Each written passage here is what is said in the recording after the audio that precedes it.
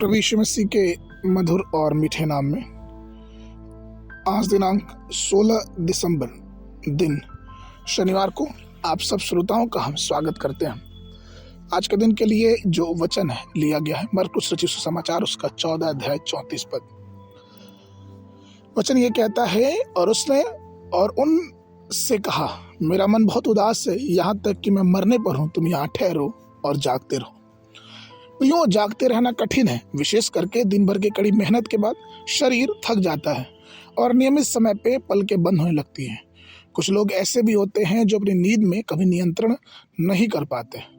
उनकी आंखें थकी रहती, हमेशा जमा ही लेते रहते हैं। लेकिन इसी समय अगर हमारा कोई करीबी जो आधी रात में अंतर्राष्ट्रीय यात्रा से अर्थात विदेश से आ रहा हो, तो अपनी नींद को त्याग देते हैं, जागते रहते हैं, रात भर उसकी प्रतीक्षा करते रहते हैं।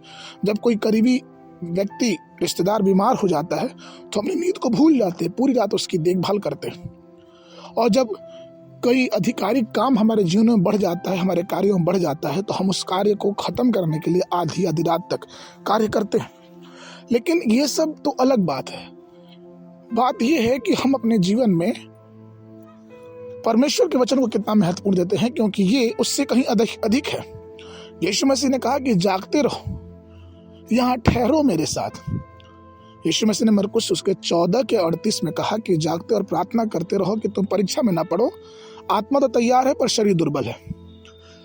ये बहुत विशेष बात है कि जहाँ पे हमको रुकना है, जागना है, ठहरे रहना है। हम जब प्रेरित पतरस के बारे में देखते हैं तो जब उसे जेल खाने में डाला गया तो उसके पीछे उसकी कलीसिया रात भर दुआ कर रही थी और उनकी प्रार्थनाओं का ये असर हुआ कि परमेश्वर ने पतरस को जेल खानों से निकाला। फिर तो उसके 12 के 6 में वचन कहता है, उस रात पतरस 2 सिपाहियों के बीच 2 जंजीरों से बंधा हुआ सो रहा था और द्वार के सामने पहर हुए बंदरगृह की रखवाली करते थे।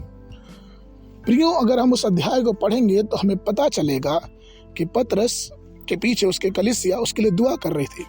और पवित्र शास्त्र प्रेरितों के काम उसके 12 के 7 में ये साफ साफ कहता है कि देखो, प्रभु का एक दूत उसके पास आ खड़ा हुआ और बंदरगृह में ज्योति चमकी और उसने पतरस की बाजू पर मार के उसको खड़ा किया और कहा,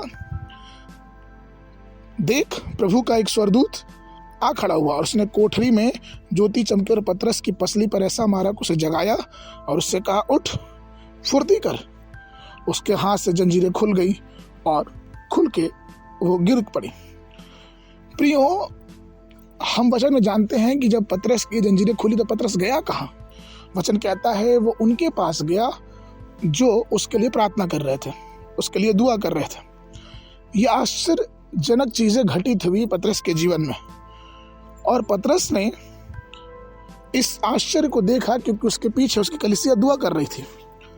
प्रियो, प्रार्थना ही हमारे जीवन के सारे बंधन को तोड़ने वाली है।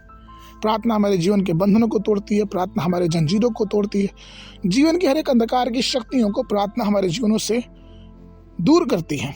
यहाँ तक कि बंदरगृह के दरवाजे भी प्रार्थना से खुल जाते हैं। इसीलिए परमेश्वर हमें बताना चाहता है, प्रभु यीशु मसीह कहते हैं कि ठहरे रहो और दुआ करो।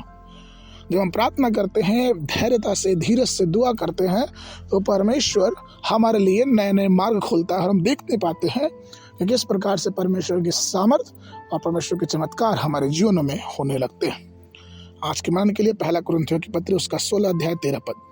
जागते रहो, विश्वास में स्थिर रहो, पुरुषार्थ करो, बलवंत होते जाओ। बाइबल अध्ययन के लिए सुबह के समय आमोस की पुस्तक उसका 4, 5 और 6 अध्याय, शाम के समय प्रकाशित वाक्य पुस्तक उसका 7 अध्याय। परमेश्वर आप सबको आशीष देवे।